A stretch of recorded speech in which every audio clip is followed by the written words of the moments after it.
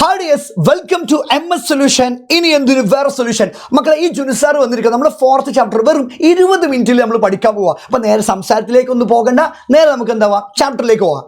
അപ്പോൾ മക്കളെ, ആദ്യമായിട്ട് ഈ ചാപ്റ്റർ നിങ്ങൾ പഠിക്കുന്ന ടോപ്പിക് എന്ന് പറഞ്ഞാൽ നമ്മുടെ ടാർഗറ്റ് സെല്ല്, ലക്ഷ്യകോശം എന്നുള്ള ഭാഗം.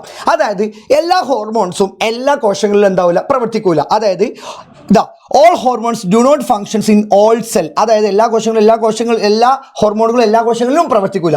ഇപ്പോൾ ഒരു ഹോർമോൺ പ്രവർത്തിക്കുന്ന കോശം ഉണ്ടെങ്കിൽ, സെൽ ഉണ്ടെങ്കിൽ, അതിനെ വിളിക്കുന്ന പേരാണ് ടാർഗറ്റ് സെൽ, അല്ലെങ്കിൽ അതിൻ്റെ ലക്ഷ്യകോശം എന്ന് പറയും. ആ ലക്ഷ്യകോശത്തിൻ്റെ പ്രത്യേകത എന്താണെന്നോ, ഒരു ഹോർമോൺ വന്നു കഴിഞ്ഞാൽ ആ ലക്ഷ്യകോശത്തിൽ അതിനെ സ്വീകരിക്കാൻ പ്രത്യേക റിസപ്റ്ററുകൾ ഉണ്ടാവും. എന്തുണ്ടാവും? റിസപ്റ്റർ. അങ്ങനെ ഉള്ള റിസപ്റ്ററുകളുള്ള കോശങ്ങളെ പറയുന്ന, സെല്ലുകളെ പറയുന്ന പേരാണ് ടാർഗറ്റ് സെൽ അല്ലെങ്കിൽ ലക്ഷ്യകോശം എന്ന് പറയുന്നത്. ഇനി ആ ഹോർമോൺസും റിസപ്റ്ററും കൂടി ചേർന്നിട്ട് എന്തുണ്ടാവും? ഹോർമോൺ റിസപ്റ്റർ കോംപ്ലക്സ് ഉണ്ടാവും. എന്ത് രൂപപ്പെടും?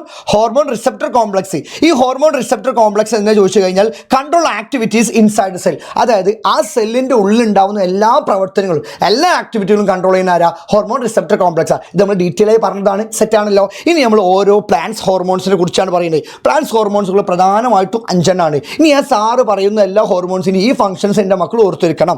ഓക്സിനെ കുറിച്ച് പറയുകയാണെങ്കിൽ ആദ്യം തന്നെ മനസ്സിലാക്കേണ്ടത്, ഓക്സിന് ആരിഷ്ടമല്ല?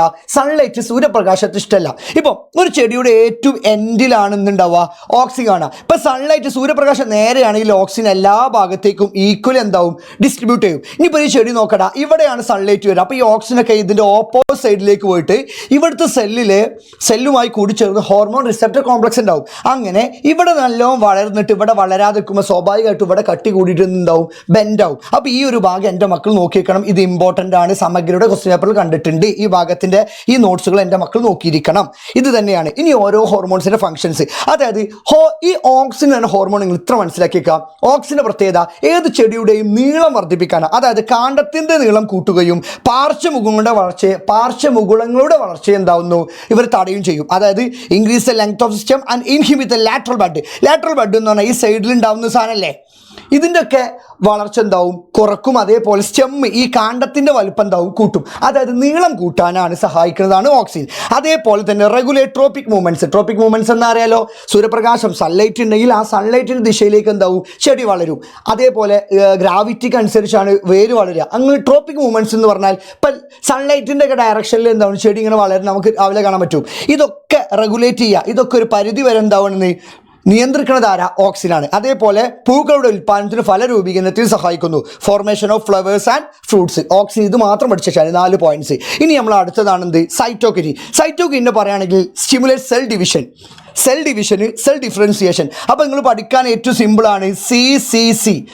Cytokinin, cell division, cell differentiation, അതിന് സഹായിക്കും. അതേപോലെ ലാറ്ററൽ ബഡിൻ്റെ ഒക്കെ ഗ്രോത്തിന് ഹെൽപ്പ് ചെയ്യും. നമ്മൾ ലാറ്ററൽ ബഡിൻ്റെ ഇൻഹിബിറ്റ് ചെയ്യുന്നതിൽ തന്നെ ഓക്സിജൻ, അപ്പോൾ അതിൻ്റെ ഒക്കെ ഗ്രോത്തിന് ഹെൽപ്പ് ചെയ്യുക. അതേപോലെ ഡിലേ സെനിസെൻസ്, അതായത് ഇത് പാകമാവുക, അതായത് എന്താ പറയുക, അവസാന സമയത്ത് ഉണ്ടാവില്ലേ, അത് ഇലകളൊക്കെ പാകമായിട്ട് കൊഴിഞ്ഞു പോകില്ലേ, ആ കൊഴിഞ്ഞു പോകുന്ന വാർദ്ധക്യത്തിലെത്തുന്നതൊക്കെ എന്താവുക? തടയുക. അതേപോലെ തന്നെ transport nutrients to growing region. ഏതൊരു ചെടിയുടെയും ഭാഗത്ത് പുതുതായിട്ട് എന്താവുണ്ട്? വളരുണ്ടെങ്കിൽ ആ ഭാഗത്തേക്ക് എന്താവുക? ന്യൂട്രിയൻസ്, പോഷകഘടകങ്ങൾ കൊടുക്കുന്നത് ആരാ? നമ്മുടെ സൈറ്റോകിനിന. ഇനി അടുത്തതാണ് അബ്സിസിക് ആസിഡ്. അബ്സിസിക് ആസിഡ് എന്ന സുപ്താവസ്ഥ നിലനിർത്തും. സുപ്താവസ്ഥ നിലനിർത്തുക എന്ന് പറഞ്ഞാൽ ഒരു മണ്ണോ, നമുക്കറിയാമല്ലോ സുപ്താവസ്ഥ എന്ന് പറഞ്ഞാൽ എന്താ? ഒരു വിത്ത് മുളക്കാതെ ഇങ്ങനെ നിൽക്കണേന്ന് പറഞ്ഞാൽ സുപ്താവസ്ഥ, ഡോർമെൻസി എന്ന് പറയും.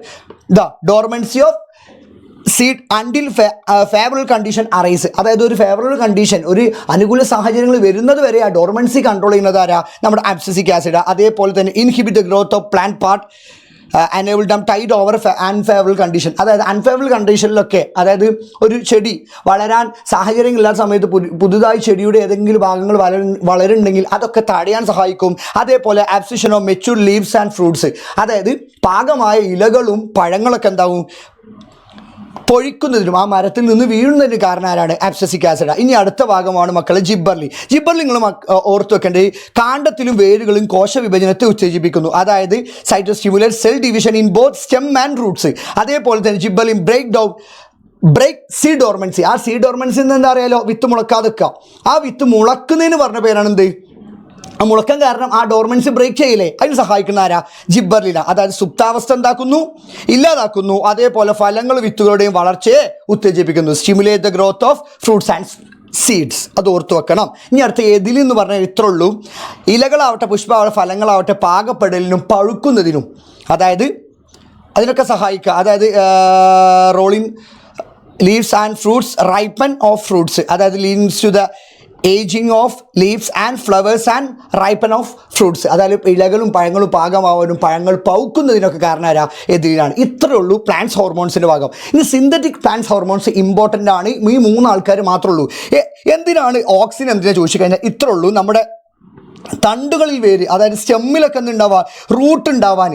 ഇതാ റൂട്ട് ഫോർമേഷൻ സ്റ്റെം, അതായത് നമ്മളെ ഈ വെറ്റിലകളൊക്കെ ഉണ്ടാവില്ലേ, വെറ്റില അല്ലെങ്കിൽ കുരുമുളകൊക്കെ നമ്മൾ സ്റ്റെമ്മ് അതിൻ്റെ ആ തണ്ടാണല്ലോ കുഴിച്ചിടുക. അപ്പോൾ അതിൽ വേരൊക്കെ മുളക്കുണ്ട്. അതിനൊക്കെ സഹായിക്കണ ആരാ? സിന്തറ്റിക് ഓക്സിന. അതേപോലെ വീഡിസൈഡ്സ് കളനാശിനിയായിട്ട് ഉപയോഗിക്കും. അടുത്താണ് സിന്തറ്റിക് ജിബ്ബർലി. ജിബ്ബർലി എന്ന് പറഞ്ഞാൽ നമ്മൾ മുന്തിരികളുടെയും അതേപോലെ തന്നെ നമ്മളെ ഷുഗർ കെയിൻ കരിമ്പിൻ്റെ ഒക്കെ ആ തണ്ടുണ്ടല്ലോ സ്റ്റെമ്മ്, അതേപോലെ മുന്തിരിയുടെ ആ സൈസൊക്കെ ഏറ്റവും വലുതാക്കാൻ സഹായിക്കുന്നതാണ് നമ്മളെന്ത് സിന്തറ്റിക് ജിബ്ബർലി. അതേപോലെ എതിലിൽ എന്തിനെ സഹായിച്ചു വെച്ചാൽ ഒരേ സമയത്ത് നമ്മളെ ടൊമാറ്റോ ആവട്ടെ അതേപോലെ ബനാന ഒക്കെ ഒരേ സമയത്ത് എന്താണ് റൈപ്പൻ പാകമാവാനും ഒരേ സമയത്ത് എന്താണ് യൂണിഫോമിലി ഹാർവെസ്റ്റിംഗ് സെയിം ടൈം ഫ്രൂട്ട്സൊക്കെ എന്താണ് ഒരേ സമയത്ത് വിളവെടുക്കാനും സഹായിക്കുന്നത് ആരാ? സിന്തറ്റിക് എതിലീനാണ്. ഈ ഭാഗം എൻ്റെ മക്കൾ ഓർത്ത് വെക്കുക. ഇനി പൂവിടലിന് പിന്നിന്നുള്ള ആ ഭാഗത്ത് ഇത്ര മാത്രം ആലോചിച്ചാൽ മതി. ഒരുപാട് ഹോർമോൺസുകളുണ്ട്. ഒരുപാട് ഹോർമോൺസ് ഫ്ലവറിങ്ങിന് ഹെൽപ്പ് ചെയ്യുന്നുണ്ട്. അതേപോലെ തന്നെ നമ്മളെ ചില പ്രകാശം ലൈറ്റും എന്തിന് ഹെൽപ്പ് ചെയ്യുന്നുണ്ട്? നമ്മുടെ ഫ്ലവറിങ്ങിന് ഹെൽപ്പ് ചെയ്യുന്നുണ്ട്. ഫോർ എക്സാമ്പിൾ നമ്മുടെ സൺഫ്ലവറിൻ്റെ പ്രത്യേകത എന്താ? കൂടുതൽ എന്തുണ്ടാവുക? സൺലൈറ്റ് വരുന്ന സമയത്തല്ലേ സൺഫ്ലവർ നല്ല പോലെ ഉണ്ടാവുക. പിന്നെ നമ്മുടെ 4 o'clock പ്ലാന്റ് 4 മണി ചെടിയുടെ പ്രത്യേകത എന്താ? അത് 4 മണി സമയത്ത്, അതായത് അത്ര വലിയ സൂര്യപ്രകാശം വേണ്ട ആ സമയത്ത് ഇത് വിരിയ. ഇനി 10 മണി മുല്ല എന്നൊക്കെ പറയും. അതൊക്കെ എന്താ? രാവിലെ ആ സൂര്യപ്രകാശം, അതായത് ഇവരൊക്കെ എന്തിന് ഡിപ്പെൻഡ് ചെയ്തിട്ടാണ്? സൂര്യപ്രകാശത്തെ ഡിപ്പെൻഡ് ചെയ്തിട്ടല്ലേ? അതിന് വിളിക്കുന്ന പേരാണ് ഫോട്ടോ പീരിയഡ്സം. അതിന് സഹായിക്കുന്ന ഒരു പിഗ്മെന്റ് ഉണ്ട്, അതിൻ്റെ പേരാണ് ഫൈറ്റോക്രോം. ഫൈറ്റോക്രോം എവിടെ കാണുക വെച്ചാൽ ഇതാണ് ഒരു പൂവിടാനായിട്ടുള്ള ഒരു ഭാഗമാണെങ്കിൽ അതിൻ്റെ ഈ പൂർണ്ണമായി വളർന്ന ഈ ഇലകളിലാണ് ഫൈറ്റോക്രോം കാണുക. അത് എൻ്റെ മക്കൾ ഓർത്തു വെക്കുക. ഇനി നമ്മൾ നേരെ പോകുന്നത് മനുഷ്യ ഹോർമോണിലേക്കാണ്. മനുഷ്യ ഹോർമോണിൽ എൻ്റെ മക്കൾ പഠിക്കേണ്ടത് 10 ഭാഗങ്ങളാണ് പഠിക്കേണ്ടത്. 10 ഭാഗങ്ങളിൽ ആദ്യത്തെ ഏറ്റവും ഇമ്പോർട്ടൻ്റ് ആട്ടോ ഈ 10 ഭാഗങ്ങൾ. ഈ 10 ഗ്ലാൻഡുകളും 10 എൻഡോക്രൈൻ ഗ്ലാൻഡ്സുകളും നിങ്ങൾ പഠിക്കൽ നിർബന്ധം. ആദ്യമാണ് നമുക്ക് തൈറോയ്ഡ് ഗ്ലാൻഡിലേക്കോ. തൈറോയ്ഡ് ഗ്ലാൻഡ് എവിടെ കാണുക വെച്ചാൽ നമ്മുടെ ഈ കൗത്തിൽ ഇവിടെ ലാരിങ്സ് അല്ലെങ്കിൽ സ്വനപേടകം ഉണ്ട്, ശബ്ദമൊക്കെ ഉണ്ടാവാൻ കാരണം അത്. ഇതാണ് നമ്മൾ ട്രക്കിയ ശ്വാസനാളം. ഇതിൻ്റെ ഇടയിലാണ് തൈറോയ്ഡ് ഗ്ലാൻഡ് ആണ്. തൈറോയ്ഡ് ഗ്ലാൻഡിൽ 2 തരം സെൽസുകളല്ലത്, ഫോളിക്കുലാർ സെൽസും പാരാഫോളിക്കുലാർ സെൽസും. ഇതിൻ്റെ ചിത്രങ്ങളുടെ മക്കൾ ഓർത്ത് വെക്കണം. ഇത് എക്സാമിന് ചോദിച്ചിട്ടുണ്ട്.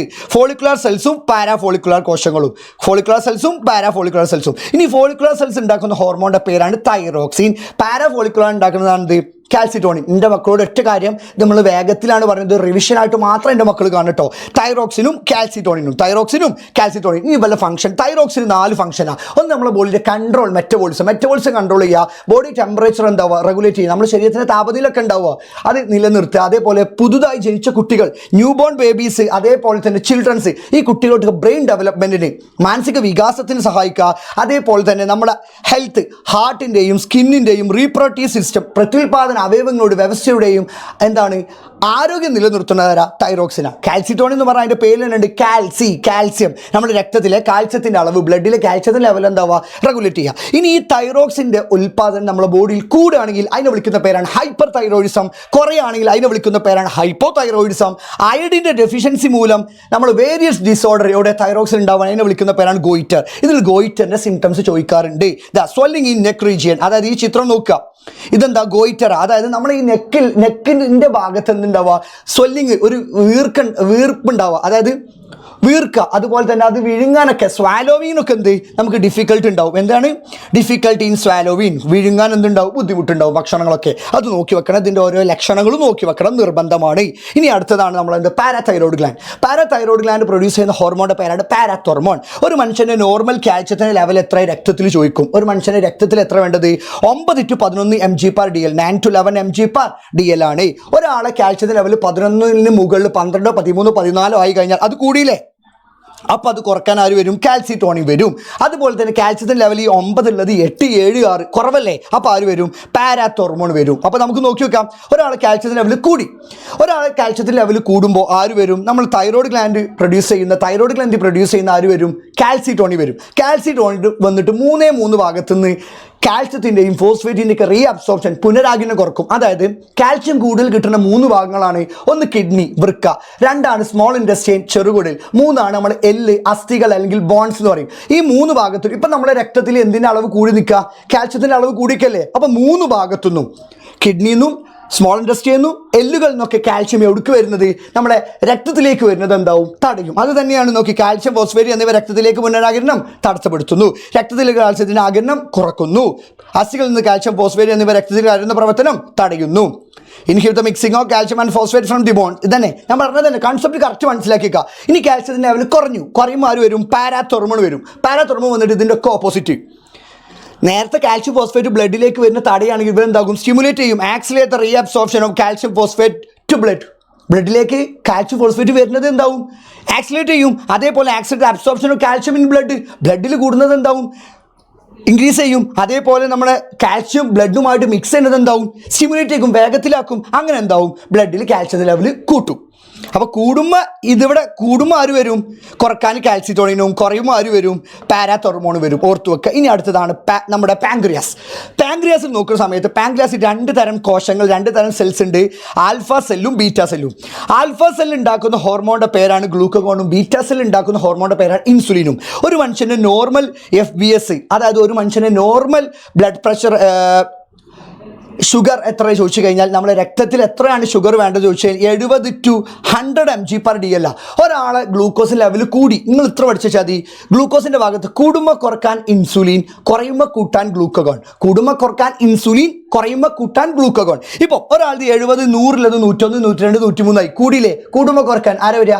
ഇൻസുലിൻ. ഇൻസുലിൻ വന്നിട്ട് 2 പരിപാടി. ഒന്നെന്താ വെച്ചാൽ നമ്മുടെ സെല്ലിലേ ഇല്ലേ, കോശങ്ങളില്ലേ, ആ കോശങ്ങൾക്കൊക്കെ ആരെ കൊടുക്കും? ഗ്ലൂക്കോസിൽ കൊടുക്കും. അതേപോലെ തന്നെ ആ ഗ്ലൂക്കോസിനെ എന്താക്കി മാറ്റും? ഗ്ലൈക്കോജനാക്കി കൺവേർട്ട് ചെയ്യും. എവിടെ വെച്ചിട്ട്? ലിവറിൽ വെച്ചിട്ട്. നോക്കിക്കോ, ഇവിടെ കൂടുമ്പോൾ ബീറ്റാ സെൽ എന്തുണ്ടാക്കി? ഇൻസുലിൻ ഉണ്ടാക്കി. ഇൻസുലിൻ വന്നിട്ട് ഒന്നത്തെ വരെ കോശങ്ങളിലേക്കുള്ള ഗ്ലൂക്കോസിൻ്റെ പ്രവേശനം ത്വരിതപ്പെടുത്തുന്നു. Speed up the entry of glucose into the cell. അതേപോലെ തന്നെ ഇതാണ് ലിവറിൽ വെച്ചിട്ട് ഗ്ലൂക്കോസിനെ എന്താക്കി മാറ്റും? ഗ്ലൈക്കോജനാക്കി മാറ്റും. അങ്ങനെ ഇതെന്താവും? നോർമൽ ലെവലിലേക്ക് എത്തും. സെറ്റല്ലേ? ഇനി ഒരാൾ ഗ്ലൂക്കോസിൻ്റെ ലെവൽ കുറഞ്ഞു. ഈ 70-നും 100-ൻ്റെ ഇടയിൽ ഉണ്ടാകുന്ന ഒരാൾക്ക് 50 ഗ്ലൂക്കോസ്. അപ്പോൾ ആരെ വരുമെന്നോ? കൂടുമ്പോൾ കുറക്കാൻ ഇൻസുലിൻ, കുറയുമ്പോൾ കൂട്ടാൻ ഗ്ലൂക്കഗോൺ. കൂടുമ്പോൾ കുറക്കാൻ ഇൻസുലിൻ, കുറയുമ്പോൾ കൂട്ടാൻ ഗ്ലൂക്കഗോൺ. ഗ്ലൂക്കഗോൺ വന്നിട്ട് 2 പരിപാടി. ഇപ്പം നമ്മുടെ ബോഡിയിൽ ഗ്ലൂക്കോസിൻ്റെ അളവ് കുറഞ്ഞിക്കല്ലേ? അപ്പോൾ എന്ത് ചെയ്യുന്നു? ലിവറിൽ നമ്മൾ നേരത്തെ ഗ്ലൂക്കോസിനെ ഗ്ലൈക്കോജൻ ആക്കി മാറ്റില്ലേ? ആ ഗ്ലൈക്കോജൻ നേരെ തിരിച്ചു കട്ടാക്കും. എന്താ? Glycogen convert into glucose. അതേപോലെ തന്നെ അമിനോ ആസിഡിൽ നിന്നും എന്ത് ഫോം ചെയ്യും? ഗ്ലൂക്കോസ് ഉണ്ടാക്കും. Glucose is synthesis of glucose from amino acid. Amino ആസിഡിൽ നിന്ന് എന്തിനു രൂപപ്പെടുത്തുന്നു? ഗ്ലൂക്കോസിനെ നിർമ്മിക്കുന്നു. ഇതാണ് ഇവിടെ ഓർത്തു വെക്കേണ്ടത്. ഇനി അടുത്തതാണ് ഡയബറ്റീസ്. അതായത് ഒരാളെ FBS 126 mg/dl മുകളിലാണെങ്കിൽ അയാൾ എന്താണ്? പ്രമേഹ രോഗി, ഡയബറ്റീസ് മെലിറ്റസ് ആണ്. അയാൾ ലക്ഷണം നല്ല ദാഹം ഉണ്ടാവും, വിശപ്പുണ്ടാവും, ടേസ്റ്റ് ഉണ്ടാവും, ഹങ്കർ ഉണ്ടാവും, ഫ്രീക്വന്റ് യൂറിനേഷൻ, കൂടുതൽ മൂത്രമൊഴിക്കൽ ഉണ്ടാവും, ഒരുപാട് ലക്ഷണങ്ങളിൽ ക്ഷീണം ഉണ്ടാവും, ബോഡി വെയിറ്റ് ലോസ് ആവും. അതൊക്കെ ഉണ്ട്. അതിൽ ഇങ്ങനെ 3 പഠിച്ചു പോവുക. ലക്ഷണങ്ങൾ എക്സാമിൽ ചോദിച്ചിട്ടുണ്ട് കേട്ടോ. അപ്പോൾ FBS 126 മുകളിലാണെങ്കിൽ അയാൾ എന്ത് രോഗിയാണ്? ഡയബറ്റീസ് മെലിറ്റസ് പേഷ്യൻ്റ് ആണ്. അതുപോലെ തന്നെ പ്രമേഹം 2 തരം ഉണ്ട്. ടൈപ്പ് 2 ഉണ്ട്, ടൈപ്പ് 1 ഉണ്ട്. ടൈപ്പ് 2 എന്ന് പറഞ്ഞു കഴിഞ്ഞാൽ variation in insulin production. Insulin ഉൽപ്പാദനത്തിനുണ്ടാവുന്ന ഏറ്റക്കുറച്ചിൽ. അതിന് കാരണം ലാക്ക് ഓഫ് ഡയറ്ററി കൺട്രോൾ. നമ്മുടെ ഭക്ഷണത്തിലൊന്നും ഒരു കൺട്രോൾ ഇല്ലാതെ നിൽക്കുമ്പോൾ ഉണ്ടാവുന്നതാണ് വേരിയേഷൻ ഇൻ ഇൻസുലിൻ പ്രൊഡക്ഷൻ. അതായത് ടൈപ്പ് 1 എന്ന് പറഞ്ഞു കഴിഞ്ഞാൽ ഡിസ്ട്രക്ഷൻ ഓഫ് ബീറ്റാ സെൽ, അതായത് ബീറ്റാ കോശങ്ങളുടെ നാശം. ഈ 2 കാരണങ്ങൾ കൊണ്ടാണ് എന്തുണ്ടാവുക? ഡയബറ്റീസ് മെലിറ്റസ് ഉണ്ടാവുക. ഇത് ഈ ഭാഗത്തുനിന്ന് ഒരു ചോദ്യം 100% ഉറപ്പാണ്, നോക്കി വെക്കണം. ഇനി അടുത്തതാണ് അഡ്രിനൽ ഗ്ലൻഡി. അഡ്രിനൽ ഗ്ലാൻഡിനെ കുറിച്ച് പറയുകയാണെങ്കിൽ അതിൻ്റെ ഉൾഭാഗത്ത് വിളിക്കുന്ന പേരാണ് മെഡുല്ല, പുറം ഭാഗമാണ് കോട്ടക്സി. ഈ മെഡുല്ല പ്രൊഡ്യൂസ് ചെയ്യുന്ന 2 ഹോർമോൺസ് ആണ് എപ്പിനെഫ്രിനും നോറെപ്പിനെഫ്രിനും. കോട്ടക്സ് പ്രൊഡ്യൂസ് ചെയ്യുന്ന ഹോർമോൺസിനെ മൊത്തത്തിൽ വിളിക്കുന്ന പേരാണ് കോർട്ടിക്കോസ്റ്റിറോയിഡ്സ്. ആദ്യം നമുക്ക് മെഡുല്ല പ്രൊഡ്യൂസ് ചെയ്യുന്ന എപ്പിനെഫ്രിനും നോറെപ്പിനെഫ്രിനെ കുറിച്ച് പറയാം. എപ്പിനെഫ്രിനും നോറെപ്പിനെഫ്രിൻ എന്ന് പറഞ്ഞു കഴിഞ്ഞാൽ എമർജൻസി സിറ്റുവേഷൻ, സിമ്പതറ്റിക് ഉണ്ടല്ലോ, പേടിക്കുന്ന സമയം. ഈ സമയത്ത് നമുക്ക് ഓവർകം ചെയ്യാൻ ഹെൽപ്പ് ചെയ്യുന്നത് ആരാണ്? എപ്പിനെഫ്രിനും നോറെപ്പിനെഫ്രിനുമാണ്. അത് ഓർത്തു വെക്കുക. അതുപോലെ തന്നെ നമ്മുടെ കോർട്ടെക്സ് പ്രൊഡ്യൂസ് ചെയ്യുന്ന ഹോർമോൺസിനെ മൊത്തത്തിൽ വിളിക്കുന്ന പേരാണ് കോർട്ടിക്കോസ്റ്റിറോയിഡ്. ഇത് ഇമ്പോർട്ടൻ്റ് ആണ്. അതിൽ 3 ആൾക്കാർ: കോർട്ടിസോൾ, ആൽഡോസ്റ്റിറോൺ, ആൻഡ്രോജൻ. കോർട്ടിസോളിൻ്റെ ഫംഗ്ഷൻ ഗ്ലൂക്കോസിൻ്റെ ഹോമിയോസ്റ്റാറ്റിസ്, സമസ്ഥിതി ബാലൻസ് സഹായിക്കുക. അതേപോലെ തന്നെ പ്രതിരോധ കോശങ്ങളുടെ പ്രവർത്തനം മന്ദീഭവിക്കുക, സപ്രസ് ഇമ്മ്യൂൺ റെസ്പോൺസ്. അതുപോലെ തന്നെ ശരീരത്തിൽ വീക്കം, അലർജി എന്നിവയ്ക്ക് എന്താവുക? ഇല്ലാതാക്കുക. അലർജീസും വീക്കൊക്കെ കണ്ട് കൺട്രോൾ ചെയ്യുക. ഇനി ആൽഡോസ്റ്റിറോൺ എന്ന് പറഞ്ഞാൽ നമ്മുടെ മിനറൽസിൻ്റെ ഹോമിയോസ്റ്റാറ്റിസ് മെയിൻറ്റെയിൻ ചെയ്യുക. അതായത് ശരീരത്തിൽ ലവണ സന്തുലിതാവസ്ഥ നിലനിർത്തുക, അതേപോലെ രക്തസമ്മർദ്ദം ബ്ലഡ് പ്രഷർ റെഗുലേറ്റ് ചെയ്യുക. ഇനി ആൻഡ്രോജൻ എന്ന് പറഞ്ഞാൽ നമ്മളെ സെക്സ് ഓർഗൻസിൻ്റെ അതിൻ്റെയൊക്കെ ഫംഗ്ഷൻസ് എന്താവുക കൺട്രോൾ ചെയ്യുക. ഇത് സെറ്റാണല്ലോ. ഈ ഭാഗം ഇമ്പോർട്ടൻ്റ് ആണ്, എക്സാമിന് ചോദിക്കാറുണ്ട്. ഇനി പീനിയൽ ഗ്ലാൻഡ് പറയുമ്പോൾ ഒരൊറ്റ സാധനം എടുത്താൽ മതി, നമുക്ക് രാത്രിയും പകലൊക്കെ തിരിച്ചറിയാൻ സഹായിക്കുന്ന ഒരു ഗ്ലാൻഡാണ് പീനിയൽ ഗ്ലാൻഡ്. അതിന് കാരണം അതുണ്ടാക്കുന്ന ഒരു ഹോർമോണിൻ്റെ പേരാണ് മെലാറ്റോണിൻ. അത് മാത്രം എടുത്ത് വെച്ചേക്കാം. ഓക്കെ, മെലാറ്റോണിൻ്റെ പ്രൊഡക്ഷൻ ഏറ്റവും കൂടുന്ന ഈ ഗ്രാഫ് നോക്കും. ഇത് എന്തിൻ്റെ ഗ്രാഫാണ് ചോദിച്ചു കഴിഞ്ഞാൽ മെലാറ്റോണിൻ ആണ്, ഓർത്ത് വെച്ചാൽ മതി കേട്ടോ. ഇനി നമ്മൾ അടുത്തതാണ് എന്ത്, thymus gland. Thymus gland produce ചെയ്യുന്ന ഹോർമോണിൻ്റെ പേരാണ് തൈമോസിൻ. അത് ടി ലിംഫോസൈറ്റിൻ്റെ മെച്ചുറേഷൻ, ടി ലിംഫോസൈറ്റ് എന്ന് പറയുന്ന ആ ലിംഫോസൈറ്റിൻ്റെ പാകപ്പെടലിനെ സഹായിക്കുന്നതാണ് തൈമോസിൻ. ഇത്ര മാത്രം പഠിച്ചേക്കാം. ഇനി അടുത്തതാണ് എന്ത്, ഹൈപ്പോതലാമസ്. ഈ ഭാഗമാണ് കുട്ടികൾക്ക് കൺഫ്യൂഷൻ ഉണ്ടാവുക. ഹൈപ്പോതലാമസിന് താഴെയാണ് നമ്മളെ പിറ്റ്യൂട്ടറി ഉണ്ടാവുക. പിറ്റ്യൂട്ടറിക്ക് രണ്ട് അറകളാണ്, ആൻറ്റീരിയർ ലോബും പോസ്റ്റീരിയർ ലോബും. ഇതാണ് മുന്തളം പിന്തളം. ഈ മുന്തളം ഉണ്ടാക്കുന്ന 5 ഹോർമോൺസ് ഉണ്ട്. 5 ഹോർമോൺസിൻ്റെ പേരാണ് TSH, ACTH, GTH, somatotropin, prolactin. TSH എന്ന് പറഞ്ഞാൽ തൈറോയ്ഡ് സ്റ്റിമുലേറ്റിംഗ് ഹോർമോൺ. തൈറോയ്ഡ് ഗ്ലാൻഡിനെ സ്റ്റിമുലേറ്റ് തൈറോയ്ഡ് ഗ്രന്ഥിയുടെ പ്രവർത്തനത്തെ ഉത്തേജിപ്പിക്കുന്നു. ACTH എന്ന് പറഞ്ഞാൽ അതിൻ്റെ ഫുൾ ഫോം ആണ് അഡ്രീനോ കോർട്ടിക്കോട്രോപിക് ഹോർമോൺ. നിങ്ങൾ ഫുൾ ഫോം പഠിക്കണ്ട. അഡ്രിനൽ ഗ്ലാൻഡിൻ്റെ കോർട്ടക്സിൻ്റെ ഫങ്ഷൻസ് എന്താവുക സ്റ്റിമുലേറ്റ് ചെയ്യുക. അടുത്ത GTH, ഗൊണാഡോട്രോപിക് ഹോർമോൺ. അതിൻ്റെ പ്രത്യേകത നമ്മുടെ പുരുഷന്മാരിൽ ടെസ്റ്റിസ് വൃഷണത്തിൻ്റെയും സ്ത്രീകളിൽ ഓവം അണ്ടാശയത്തിൻ്റെയും പ്രവർത്തനത്തെ എന്താവുക നിയന്ത്രിക്കുക. അടുത്താണ് സൊമാറ്റോട്രോപിൻ എന്ന് പറഞ്ഞാൽ വളർച്ച ഹോർമോൺ, നമ്മളൊക്കെ ഗ്രോത്തിന് ഹെൽപ്പ് ചെയ്യുന്ന ഹോർമോണാണ്. അതേപോലെ പ്രോലാക്റ്റിൻ എന്ന് പറഞ്ഞാൽ ലാക്ടേഷൻ മുലപ്പാൽ ഉൽപ്പാദനം അല്ലെങ്കിൽ മിൽക്ക് പ്രൊഡക്ഷന് ഹെൽപ്പ് ചെയ്യുക. ഇപ്പം നമ്മളെ ഏറ്റവും പ്രധാനപ്പെട്ട സൊമാറ്റോട്രോപിൻ വളർച്ച ഹോർമോൺ. ഒരാൾക്ക് വളർച്ച കാലഘട്ടത്തിൽ സൊമാറ്റോട്രോപിൻ്റെ പ്രൊഡക്ഷൻ കൂടി, അതിനെ വിളിക്കുന്ന പേരാണ് ജൈജാൻറ്റിസം അല്ലെങ്കിൽ ഭീമാകാരത്വം എന്ന് പറയും. എന്താണ് ഭീമാകാരം? വളർച്ച കാലഘട്ടത്തിൽ സൊമാറ്റോട്രോപിൻ്റെ ഉൽപ്പാദനം കൂടി, production of somatotropin increase during growth phase. ഇനി ഒരാൾക്ക് ഗ്രോത്ത് ഫേസിൽ, നമ്മൾ 18-19 വയസ്സാണ് ഗ്രോത്ത് ഫേസ്, അതിൽ സൊമാറ്റോട്രോപിൻ്റെ പ്രൊഡക്ഷൻ കുറഞ്ഞു, അതിനെ വിളിക്കുന്ന പേരാണ് എന്ത്, ഡ്വാർഫിസം, വാമനത്വം എന്ന് പറയും. ഇനി ഒരാൾക്ക് 10, 20, 30 വയസ്സ്, അതായത് വളർച്ച കാലഘട്ടം കഴിഞ്ഞതിന് ശേഷം സൊമാറ്റോട്രോപിൻ്റെ ഉൽപ്പാദനം കൂടിയിട്ടുണ്ടെങ്കിൽ അതിനെ വിളിക്കുന്ന പേരാണ് അക്രോമെഗാലി. അതിൻ്റെ ലക്ഷണങ്ങൾ ചോദിക്കാറുണ്ട്. ഒന്നാണ് നമ്മുടെ എന്താണ് കൈപ്പത്തി, കാൽപാദങ്ങൾ, താടിയല്ല്, അതായത് കൈപ്പത്തി, ഈ താടിയല്ല്, പിന്നെ കാൽപാദം, ഇതിനൊക്കെ എന്തുണ്ടാവും നല്ല വളർച്ച ഉണ്ടാവുക. ഓക്കെ, അതിൻ്റെ ചിത്രമാണ് ഈ ചിത്രം തന്നിട്ട് ഇത് ഏത് അവസ്ഥയാണ്, രോഗമല്ലേ അവസ്ഥയാണൊക്കെ ചോദിക്കും. അപ്പോൾ അത് നോക്കി വെക്കുക. ഇനി നമ്മൾ ഹൈപ്പോതലാമസിലേക്ക് പോകുമ്പോൾ ഹൈപ്പോതലാമസ് ഉണ്ടാക്കുന്ന 2 ഹോർമോണാണ്, റിലീസിങ് ഹോർമോണും ഇൻഹിബിറ്ററി ഹോർമോണും. അതുപോലെ തന്നെ വേറെ 2 ഹോർമോണുണ്ട്, ഓക്സിറ്റോസിനും വാസോപ്രസിനും. അത് നമുക്ക് ഓക്സിറ്റോസിനും വാസോപ്രസിനെ കുറിച്ച് പറയാം. വാസോപ്രസിനെയും ഓക്സിറ്റോസിനും ആണ് ഹൈപ്പോതലാമസ് ഉണ്ടാക്കുക. ഇതെന്താവുന്നോ, നമ്മുടെ പിറ്റ്യൂട്ടറിയുടെ നേരെ വന്നിട്ട് പിറ്റ്യൂട്ടറിയുടെ പിന്തളം പോസ്റ്റീരിയർ ലോബിലാണ് സംഭരിച്ച് വെക്കുക, സ്റ്റോർ ചെയ്ത് വെക്കുക. അപ്പോൾ പോസ്റ്റീരിയർ ലോബ് ഹോർമോൺസ് ഉണ്ടാക്കൂല. ഹൈപ്പോതലാമസ് ഉണ്ടാക്കുന്ന ഓക്സിറ്റോസിനും വാസോപ്രസിനും എവിടെയാണ് സ്റ്റോർ ചെയ്ത് വെക്കുക? ഇവിടെയാണ് സ്റ്റോർ ചെയ്ത് വെക്കുക. ഇനി ഓക്സിറ്റോസിൻ്റെ ഫംഗ്ഷൻസ് 2 ഒന്നാണ് പാൽ ചുരത്ത, ലാക്ടേഷനും മിനുസപേശികളെ സങ്കോചിക്കുക, കോൺട്രാക്ഷൻ സ്മൂത്ത് മസിൽ. ഈ കോൺട്രാക്ഷൻ സ്മൂത്ത് മസിൽ എന്ന് പറഞ്ഞാൽ പെണ്ണിൻ്റെ യൂട്രസ് ഉണ്ടല്ലോ, ഗർഭാശയം, ആ ഭാഗത്തുള്ള സ്മൂത്ത് മസിലെ കോൺട്രാക്ട് ചെയ്യുന്നതിന് പറഞ്ഞ പേരാണ് കേട്ടോ. ഇനി പാൽ ചുരത്ത എന്ന് പറഞ്ഞു കഴിഞ്ഞാൽ പെണ്ണിൻ്റെ ബ്രസ്റ്റിൽ നിന്ന് പാൽ പുറത്തേക്ക് വരിക, ലാക്ടേഷൻ എന്ന് പറയാം. പാൽ ഉൽപ്പാദനം സഹായിക്കുന്ന പ്രോലാക്റ്റിനാ, എന്നാൽ ആ പുറത്തേക്ക് ആ പാൽ വരുന്നതിന് പറഞ്ഞ പേരാണ് ലാക്ടേഷൻ അല്ലെങ്കിൽ പാൽ ചുരത്ത. അതിന് സഹായിക്കുന്നതാണ് ഓക്സിറ്റോസിൻ. ഇനി വാസോപ്രസിൻ എന്തിനാ, നമ്മുടെ ബോഡിയിലെ വാട്ടറിൻ്റെ ലെവൽ ബാലൻസ് ചെയ്യാൻ ഹെൽപ്പ് ചെയ്യുന്നതാണ് വാസോപ്രസിൻ. അതിൻ്റെ പ്രത്യേകത നമ്മൾ ഇത്രേ ഉള്ളൂ. വാസോപ്രസിൻ നമ്മൾ സമ്മർ ടൈം, ഇത് എക്സാമിന് 100% മക്കളെ 100% നിങ്ങൾ ഓർത്തു വെച്ചോ. അതായത് നമ്മുടെ ബോഡിയിലെ ജലത്തിൻ്റെ അളവ് കുറഞ്ഞു. ഫോർ എക്സാമ്പിൾ ഞാൻ പറഞ്ഞുതരാം, ഇത്രയാണ് നമുക്ക് വെള്ളം വേണ്ടത്. ഇപ്പം നമ്മൾ രാവിലെ നല്ലോണം കളിച്ചു, അല്ലെങ്കിൽ സമ്മർ ടൈമാണ്, നല്ല വേനൽക്കാലം, നല്ലോണം വിയർത്ത് ഒരുപാട് ജലം പോയി, ഇത്ര ആയി കൂട്ട്, എക്സാമ്പിൾ ആട്ടോ. ഇത്ര ആയി കഴിഞ്ഞാൽ ഇത് നോർമലാണോ? അല്ല, ഇത്രയാണ് വേണ്ടത്, ഇത്ര ആയി കഴിഞ്ഞു. അപ്പോൾ എന്ത് ചെയ്യുന്നു? വാസോപ്രസിൻ്റെ പ്രൊഡക്ഷൻ കൂടും. വാസോപ്രസിൻ എന്ന ഹോർമോണിൻ്റെ ഉൽപ്പാദനം കൂടും. വാസോപ്രസിൻ വന്നിട്ട് എന്ത് ചെയ്യുന്നു? നമ്മുടെ കിഡ്നിയിൽ ഒരുപാട് വെള്ളമുണ്ട്, കാരണം ഇത് മൂത്രത്തിൻ്റെ രൂപത്തിൽ പോവുകയാണ് കിഡ്നി വൃക്കന്ന്. അപ്പോൾ അവിടെ നിന്നൊക്കെ വാട്ടറിനെ ജലത്തിൽ എന്താക്കും, രക്തത്തിലേക്ക് പുനരാഗിരണം, റീഅബ്സോർപ്ഷൻ ചെയ്യും. അപ്പോൾ രണ്ടാമത്തെ വാസോപ്രസിൻ്റെ പ്രൊഡക്ഷൻ കൂടും. അപ്പോൾ എന്താ രണ്ടാമത് ചെയ്യുക? എന്താ, reabsorption of water from kidney is increases, അല്ലേ? വൃക്കയിൽ നിന്നും ജലത്തിൻ്റെ പുനരാഗിരണം കൂടുന്നു. വൃക്കയിൽ നിന്ന് ജലത്തൊക്കെ നമ്മളിങ്ങനെ കൂട്ടിക്കഴിഞ്ഞാൽ മൂത്രത്തിൻ്റെ അളവ് എന്തെങ്കിലും ചെയ്യാം, കാരണം വൃക്കയെന്നല്ലേ എന്തുണ്ടാവുക, മൂത്രം ഉണ്ടാവുക. അവിടുത്തെ വെള്ളത്തിനൊക്കെ നമ്മൾ വലിച്ചെടുത്ത് കഴിഞ്ഞാൽ മൂത്രത്തിൻ്റെ അളവ് കുറയില്ലേ? അപ്പം നിങ്ങളോട് ചോദിക്കും, വേനൽക്കാലം സമ്മർ ടൈമിലും യൂറിൻ്റെ അളവ് കുറവാണ്, എന്നാൽ മഴക്കാലത്ത് നമ്മൾ നല്ല മൂത്രയിക്കൂലേ? അതിന് കാരണം എന്താ ചോദിച്ചു കഴിഞ്ഞാൽ വാസോപ്രസിനുമായിട്ട് റിലേറ്റ് ചെയ്തെഴുതണം, എഴുതാൻ കിട്ടൂലേ? ഇനി അടുത്തതാണ് എന്ത്, റിലീസിങ് ഹോർമോണും ഇൻഹിബിറ്ററി ഹോർമോണും. ഈ ഭാഗം എൻ്റെ മക്കൾ ഓർത്ത് വെക്കണം. റിലീസിങ് ഹോർമോൺ എന്ന ട്രോപ്പിക് ഹോർമോണുകളായ നമ്മളെ TSH, ACTH, GTH ഇതൊക്കെ പിറ്റ്യൂട്ടറിയുടെ ആൻറ്റീരിയർ ലോബ് ഉണ്ടാക്കുന്ന ഈ 3 ഹോർമോൺസിൻ്റെയും പ്രൊഡക്ഷനും റിലീസിനൊക്കെ ഹെൽപ്പ് ചെയ്യുന്ന ഹോർമോണിൻ്റെ പേരാണ് എന്ത്? Releasing hormone. അതായത് ഈ നിങ്ങൾ നോക്കണം കേട്ടോ, ഈ പിറ്റ്യൂട്ടറി ആൻറ്റീരിയർ ലോബ് ഈ TSH ACTH ഈ 3 ഹോർമോൺസ് ഉണ്ടാക്കണമെങ്കിൽ ഹൈപ്പോതലാമസ് ഏത് ഹോർമോൺ വിടണം? റിലീസിങ് ഹോർമോൺ വിടണം. ഇനി ഈ ഹോർമോണിൻ്റെ ഒക്കെ പ്രൊഡക്ഷൻ സ്റ്റോപ്പ് ചെയ്യണമെങ്കിലും ആര് വിടണം? ഹൈപ്പോതലാമസ് ആര് വിടും? ഇൻഹിബിറ്റ് പറഞ്ഞാൽ തടയുക, ഇൻഹിബിറ്റർ ഹോർമോൺ വിടണം. ഇതിനൊക്കെ ഡീറ്റെയിൽ ആയിട്ട് നമ്മൾ ലൈവ് ക്ലാസ്സിൽ തന്നിട്ടുണ്ട്. അപ്പം എൻ്റെ മക്കൾ അത് നോക്കി വെക്കണം കേട്ടോ. ഇനി നമ്മൾ നേരെ പോകുന്നത് കൊടുക്കുകയാണ് നമ്മുടെ ഉറുമ്പുകളൊക്കെ വരിയായിട്ട് സെക്സ് ഹോർമോൺസിലേക്ക് പോകും. ആണിൻ്റെതാണ് എന്ത്? ടെസ്റ്റോസ്റ്റിറോൺ. ടെസ്റ്റോസ്റ്റിറോണിന് 3 ഫംഗ്ഷൻസ് ആണ്. മെയിൽ സെക്സ് ഓർഗൻ, ആണിൻ്റെ ലൈംഗിക അവയവങ്ങളുടെ വളർച്ചയ്ക്കൊക്കെ സഹായിക്കുക. അതുപോലെ തന്നെ സ്പേം പ്രൊഡക്ഷൻ, പുംബീജ് ഉൽപ്പാദനം സഹായിക്കുക.